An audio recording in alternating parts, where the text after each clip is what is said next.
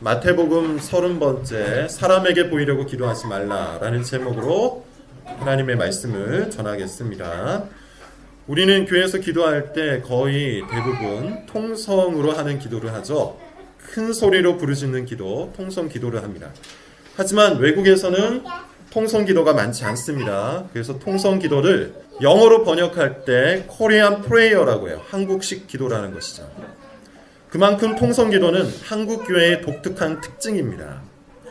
한국식 기도 중에는 주여 삼창도 있죠. 통성으로 기도하기 전에 주여를 3번 외치고 기도하는 방식이에요. 다니엘서 9장 19절을 보면 주여 들으소서, 주여 용서하소서, 주여 귀를 기울이시고 행하소서라는 말씀이 있는데 이 말씀을 근거로 해서 주여 삼창을 해야 한다 이렇게 주장합니다. 이외에도 한국에만 있는 아주 독특한 기도가 많습니다. 제가 예전에 갔던 기도원에는 줄다리기 기도라는 것이 있었어요. 하늘의 복을 끌어당긴다는 의미로 손을 하늘에서 아래로 잡아 끄는 기도 방식이에요. 나무를 뽑는 기도도 있죠. 보통 산기도를 가면 하는 것인데 나무 하나를 붙잡고 그 나무가 뽑힐 때까지 기도한다고 해서 나무를 뽑는 기도라고 합니다. 이 모든 기도의 특징이 뭡니까? 소리를 지르는 기도예요. 그래서 나이 드신 분들 중에는 목사가 목이 쉬어 있는 것을 좋아하는 분들도 있죠. 기도 많이 하는 영역이 있는 목사라는 겁니다. 여러분, 기도를 많이 해야 하는 것 맞죠? 바울도 쉬지 말고 기도하라고 하죠. 사무엘도 기도하기를 쉬는 죄를 범하지 않겠다 이렇게 말합니다. 기도는 중요한 것입니다. 그리고 많이 해야 하는 것이 맞아요. 그런데 무조건 많이 하는 것이 좋은 걸까요? 큰 소리로 하는 것이 더 좋은 걸까요? 주여 삼창을 하면 하나님께서 더 잘 들어주실까요? 우리가 지금 읽고 있는 책 교회 변화인가 변질인가 라는 책의 저자이시죠. 이광우 목사님께서 그 책에서 이렇게 말씀하세요. 한국 교회는 큰 소리로 통성 기도를 하는 것이 신앙을 나타내는 표현이라도 되는 양 착각하는 사람들이 많다. 신앙이 어린 교인들이나 잘못된 신앙을 가진 사람들은 하나님을 향한 인격적인 기도에 만족하지 못한다. 너무 밋밋한 기도는 가슴에 찬 것들을 시원하게 쏟아낼 수 없다고 생각하는 것이다. 물론 가슴 속에 답답함이 있고 아픔이 있어서 기도하는 중에 자연스럽게 울부짖을 수 있어요. 그런 것도 잘못됐다고 말하는 것이 아닙니다. 하지만 기도의 본질은 하나님과의 인격적인 교류예요. 하나님 앞에 나의 생각과 나의 감정과 나의 삶 전부를 내놓고 의지하는 신앙 행위, 그것이 기도예요. 내가 무슨 말을 하는지도 모른 채 소리만 지른다고 해서 기도가 아니라는 겁니다. 온몸을 쥐어짜듯이 고통스럽게 부르짖는다고 해서 하나님께서 더 잘 들으시는 것도 아니에요. 인격적이신 하나님은 우리의 인격 전부를 언어에 실어서 기도하기를 원하세요. 정신없이 있는 것 없는 것 다 쏟아놓고 시원한 감정으로 집으로 돌아간다고 하여 기도가 아닙니다. 그것은 기도라고 하지 않고 종교적 카타르시스라고 하는 거예요. 통성기도는 자칫하면 위선적인 신앙으로 흐를 가능성이 아주 높아요. 자기의 삶 깊은 곳, 자기의 내면 깊은 곳에 있는 죄악은 통성기도를 통해서 표출될 수가 없어요. 누구에게도 꺼내 보이지 못한 아픔과 어려움은 큰 소리로 하는 기도를 통해서는 표현되기가 어렵습니다.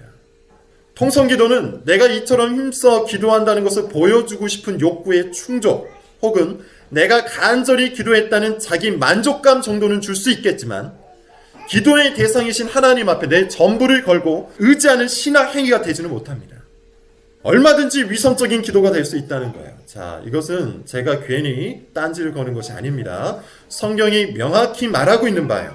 오늘 본문이 그 얘기입니다. 먼저 5절을 같이 한번 보죠. 5절 말씀을 함께 읽겠습니다. 시작. 또 너희는 기도할 때 외식하는 자와 같이 하지 말라. 그들은 사람에게 보이려고 회당과 큰 거리 어귀에 서서 기도하기를 좋아하느니라. 내가 진실로 너에게 이르노니 그들은 자기 상을 이미 받았느니라. 지난주에 말한 것처럼 예수님은 3가지 경건 활동을 통해 바리새인의 위선을 지적합니다. 첫째, 구제였죠. 둘째, 기도. 셋째가 금식이에요. 오늘은 기도인데 한번 생각을 해보세요. 기도는 가장 직접적이면서 가장 개인적인 하나님과의 만남입니다.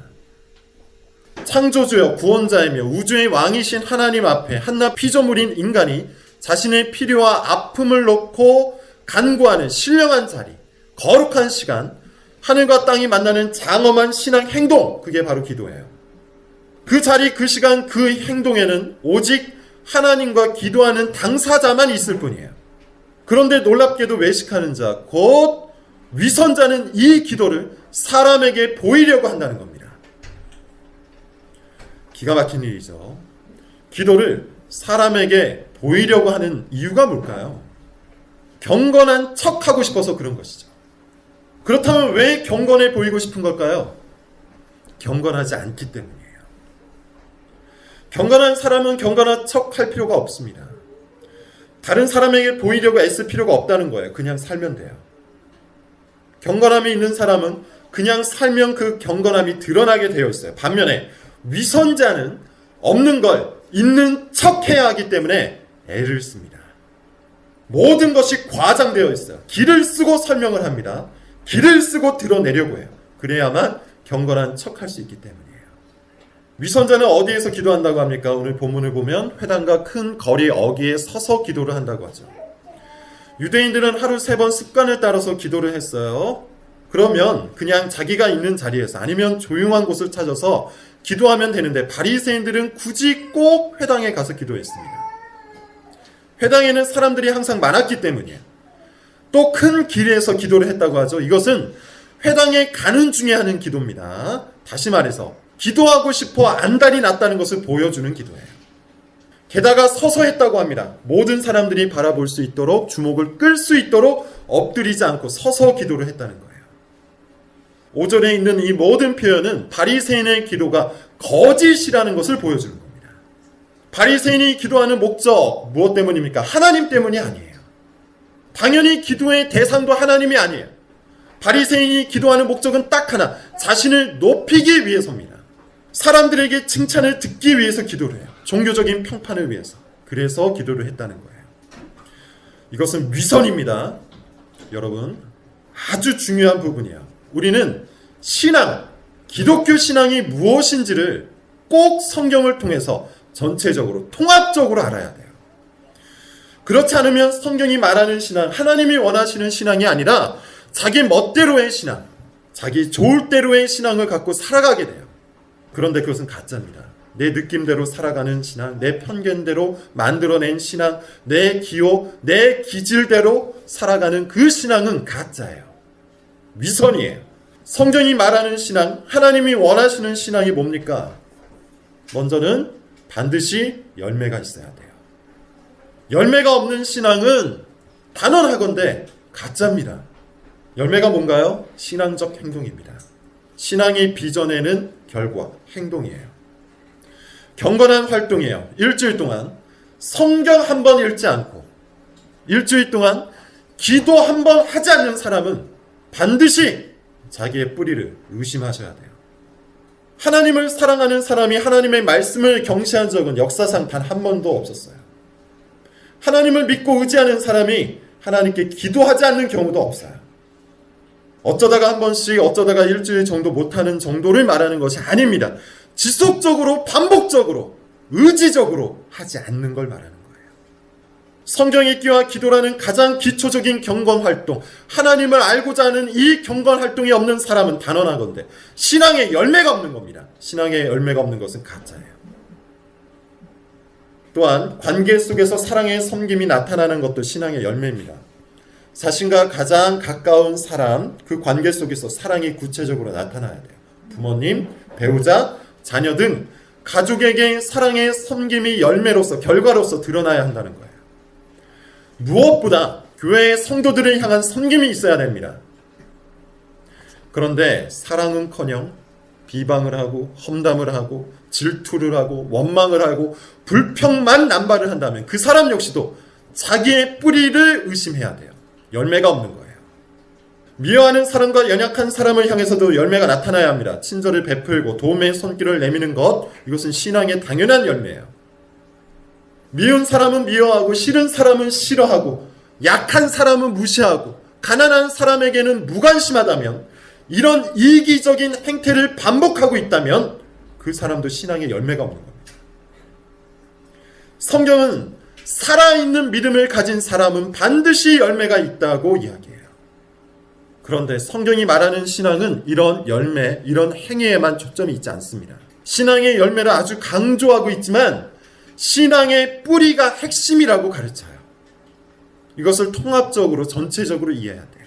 신앙의 뿌리, 무엇을 말하는 것이죠? 마음입니다. 경건한 마음이 있어야 경건한 활동을 할 수 있는 거예요. 사랑의 마음이 있어야 사랑의 섬김을 할 수 있는 거예요. 하나님을 향한 신뢰가 있어야만 믿음으로 행할 수 있는 겁니다.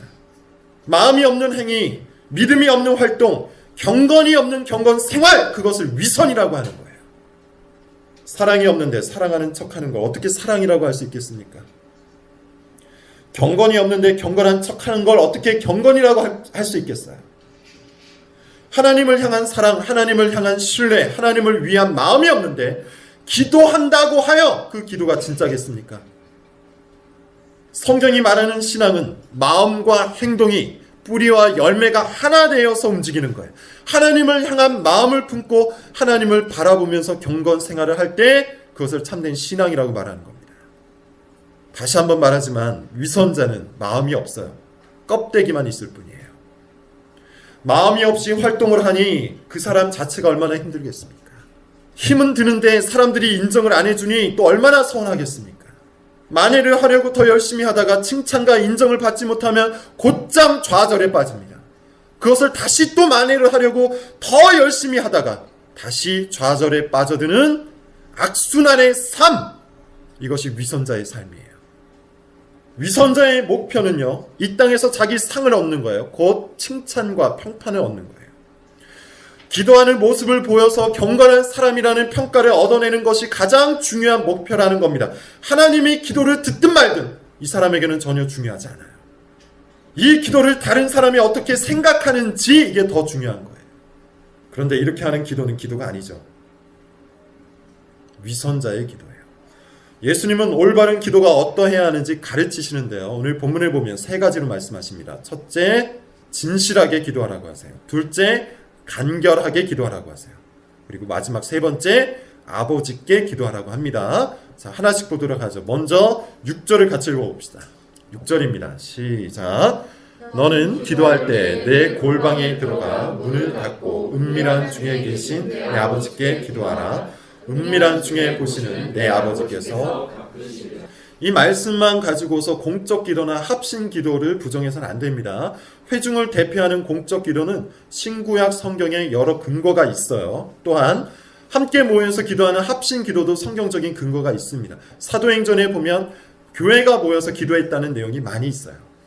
따라서 골방에 가서 은밀한 중에 기도하라는 이 말씀을 문자적으로 적용해서는 안 돼요. 기도하는 방법이 아니라 기도의 원리에 관한 말씀이에요. 반드시 골방에서만 기도해야 한다는 말씀은 아니라는 것이죠. 다시 말해서 사람에게 보이려고 기도하지 말고 하나님 앞에서 진실하게 기도하라는 거예요. 진실한 기도가 참된 기도입니다. 마음을 다 바쳐서 하는 기도가 진짜 기도예요. 이건 너무 당연한 거죠. 여러분, 대화를 한다고 생각을 해보시죠. 어떤 사람과 내가 대화를 할 때 더 잘 듣게 되나요? 어떤 사람과 대화를 하면 더 잘 듣게 됩니까? 더 귀를 잘 기울이게 됩니까? 건성건성 말을 하고 눈은 다른 곳에 있고 계속 주변을 의식하고 스마트폰만 만지작거리는 사람, 이 사람하고는 대화가 잘 안 되죠. 정확히 말하면 대화하기가 싫죠. 마음이 딴 데로 팔린 거잖아요. 반면에 눈이 초롱초롱 빛이 나고 몸은 나에게 기울어져 있고 나에게만 집중하는 사람하고는 대화가 잘 됩니다. 진실한 대화가 가능해요. 기도는 여러 명이 함께 참여하는 집단 토크 같은 것이 아니에요. 오직 하나님과 나만이 함께하는 대화입니다. 옆 사람을 의식할 필요가 없어요. 다른 사람에게 보이려고 멋있게 기도할 필요가 없어요. 경건한 척하면서 기도할 필요가 없어요. 하나님 앞에 내 마음을 다 꺼내어서 진실하게 하는 것이 기도예요. 그래서 예수님이 이렇게 말씀하시는 겁니다. 내 골방에 들어가 문을 닫고 은밀한 중에 계시는 내 아버지께 기도하라. 은밀한 중에 계시는 내 아버지께 기도하라. 우리를 1대1로 만나주시는 하나님 아버지께 기도하라는 말씀입니다. 가면을 벗고 다른 사람에게 보이고 싶은 그 가면을 벗고 정말 나 자신이 되어서 하나님 앞에 정직하고 진솔하게 기도하라는 것이죠. 우리가 진실하게 마음을 쏟아놓으면 우리가 우리 자신이 되어서 가면을 벗고 우리 자신이 되어서 하나님 앞에 나아가 기도하면 하나님께서 만나주세요.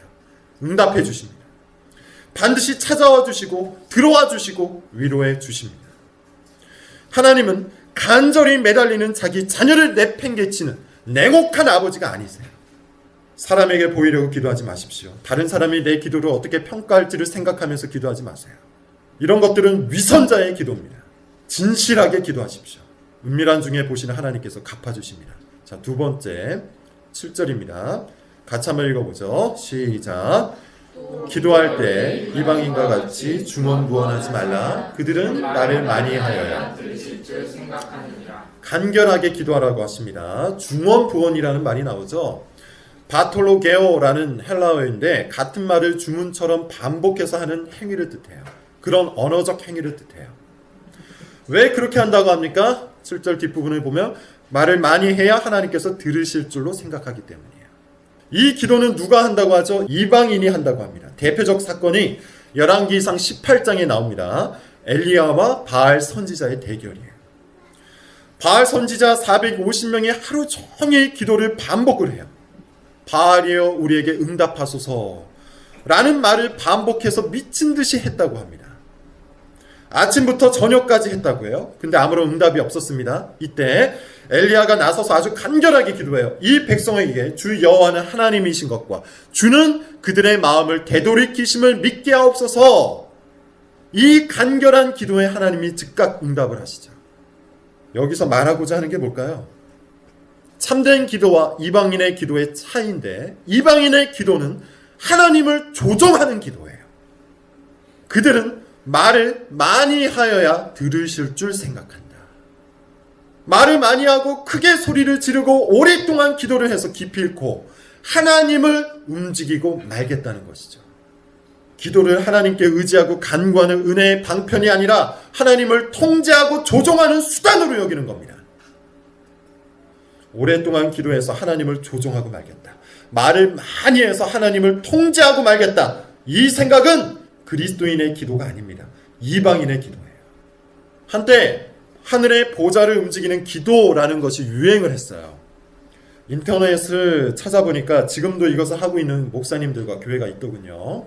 이런 내용이 있었어요. 특세 100일 작정 기도일 때 하루 빠지면 50일 빠지는 것과 같다. 기도의 목표 시간을 정하고 절대로 빠지지 않도록 한다. 목표 시간을 절대적으로 채우자 물이 차고 차이게 되면 결국 넘치게 된다. 지금 예수님이 하신 말씀에 비추어 보면 얼마나 잘못된 말씀인지 아시겠죠? 목표 시간을 채운다고 하여 그 기도를 들어주시는 것이 아니에요. 기도의 분량이 차고 차이게 되면 기도가 저절로 응답되는 것도 아니에요. 실제로 어떤 교회는 특세 때마다, 특세는 특별 새벽 기도회를 말합니다. 특세 때마다 기도의 탑을 쌓아서 그것을 기도의 분량처럼, 기도의 공로처럼 여기기도 하는데 정말로 잘못된 기도 방식이에요. 기도는 공로가 아닙니다. 기도는 우리가 하나님께 무엇인가를 당당하게 요청할 수 있도록 쌓아가는 적립금 같은 것이 아니에요. 하나님은 우리의 기도를 들어주실 아무런 의무가 없어요. 오랫동안 기도한다고, 같은 말을 반복하여 간청한다고, 말을 많이 한다고 하나님께서 기도를 들어주셔야 하는 것이 아니에요. 하나님께서 우리의 기도를 들어주신다면 그것은 오직 하나님의 친절 속에서, 하나님의 자비 속에서 베풀어지는 것뿐이에요. 하나님은 우리에게 기도를 들어주셔야 하는 의무가 없습니다. 그런 의미에서 예수님은 중언부언하며 같은 말을 반복하며 기도하지 말라고 하시는 겁니다. 다시 말해서 간결한 기도를 하라고 하시는 거예요. 이것은 그냥 짧게 기도하라는 뜻이 아닙니다. 쓸데없는 말을 길게 늘어뜨릴 필요가 없다는 말이에요. 괜히 길게 해서 심리적인 안정감을 갖는 것, 이것은 하나님이 원하시는 기도가 아니에요. 간결하고 단순한 언어로서 기도하라는 겁니다. 내가 하나님께 하고 싶은 말을 정확하게 또박또박 기도하라는 거예요. 쓸데없는 미사여구를 길게 할 필요도 없고 괜히 주여를 남발할 필요도 없고 했던 말을 또 하고 또 해서 기도 시간을 질질 끌 필요가 전혀 없다는 거예요. 그렇게 기도한다고 해서 하나님께서 더 많이 응답해 주시는 것이 아니라는 거예요. 하나님은 우리처럼 인격을 갖고 계신 분입니다. 더 정확히 말하면 하나님의 인격대로 우리가 지음을 받은 겁니다. 인격적인 존재끼리의 대화는 어떻습니까? 여러분들은 친구들과 어떻게 대화를 합니까? 같은 말을 한없이 반복하지 않죠. 그런 사람하고는 대화가 안 돼요. 혀 꼬부라진 소리를 내면서 말하지도 않죠. 이른 3번 부르고 대화를 시작하지도 않죠. 인격적이신 하나님은 우리가 제대로 된 정신, 제대로 된 이성을 가지고 자기가 무슨 말을 하는지 정확히 인지한 상태에서, 즉 감정과 이성을 다해 하나님 앞에 간구하기를 원하세요. 하나님은 우리의 인격 전체가 의지하기를 원하시는 겁니다. 그 이유가 있어요. 3번째입니다. 8절 같이 한번 읽어보죠. 8절입니다. 시작. 그러므로 그들을 본받지 말라. 구하기 전에 너희에게 있어야 할 것을 하나님 너희 아버지께서. 이 8절은 기도의 가장 중요한 원리를 다루고 있어요. 아버지께 기도하라는 겁니다.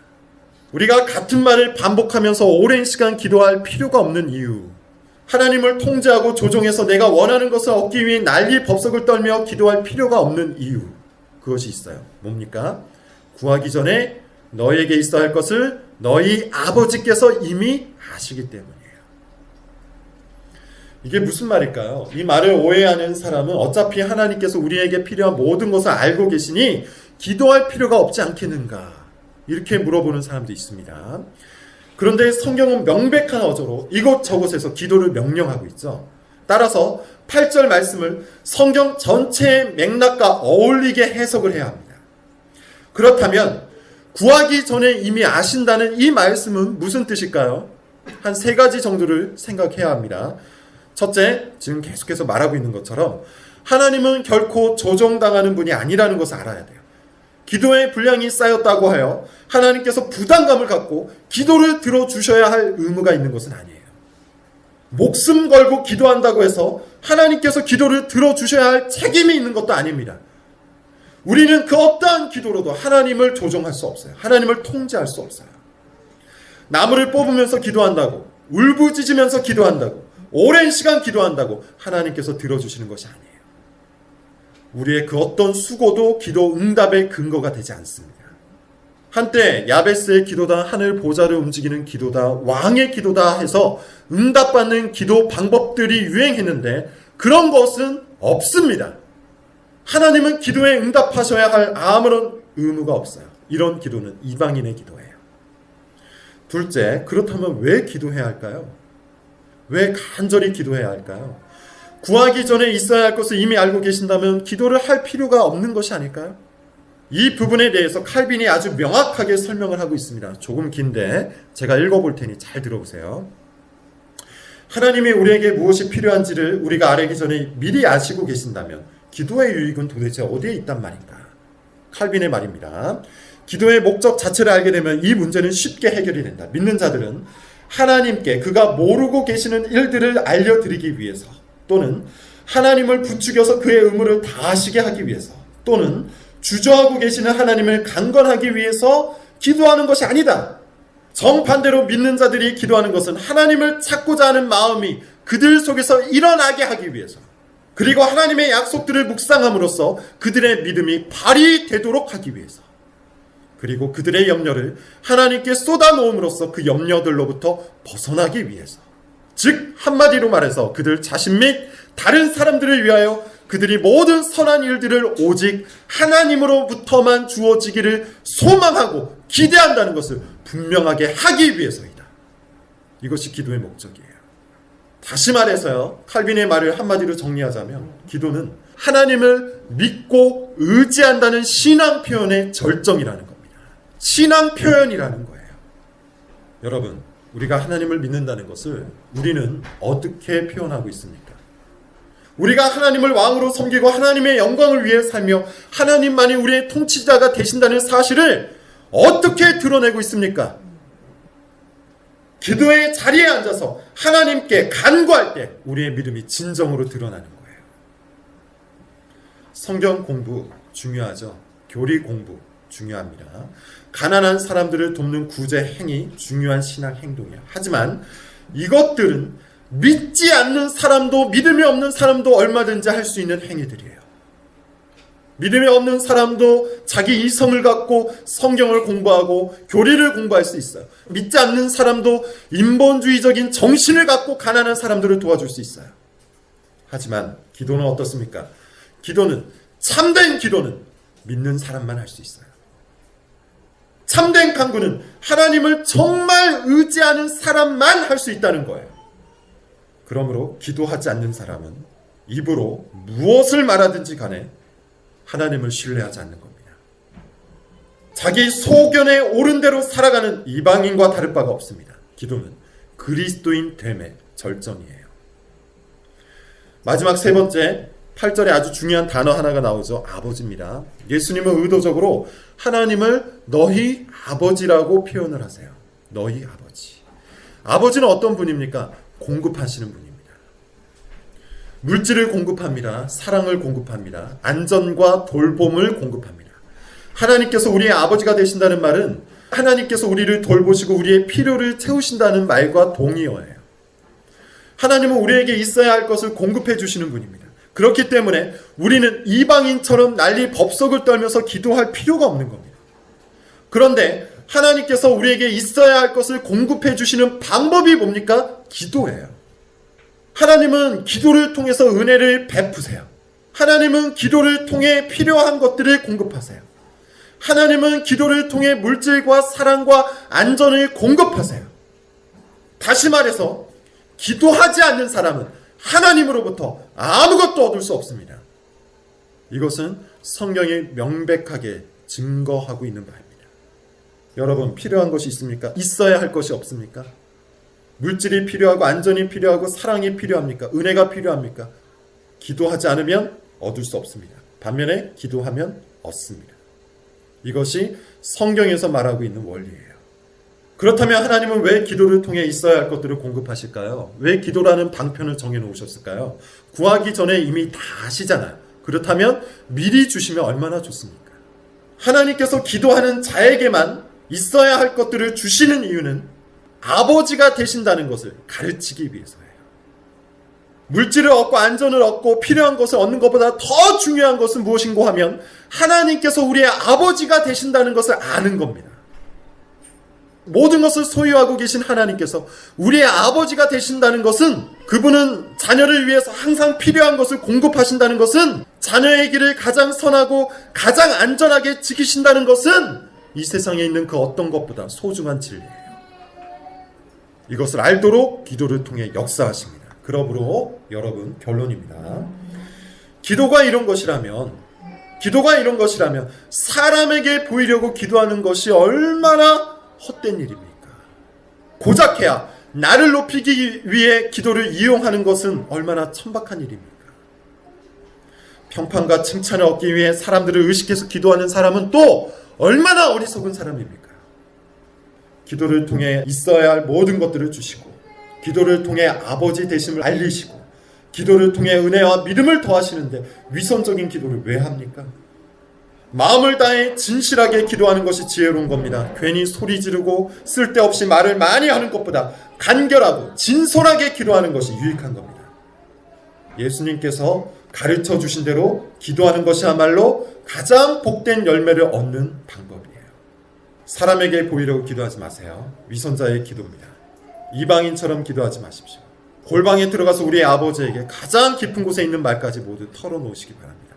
하나님 아버지께서 있어야 할 모든 것들을 공급해 주십니다. 이를 믿고 기도하는 우리 교회가 될 수 있기를 바랍니다. 기도하겠습니다.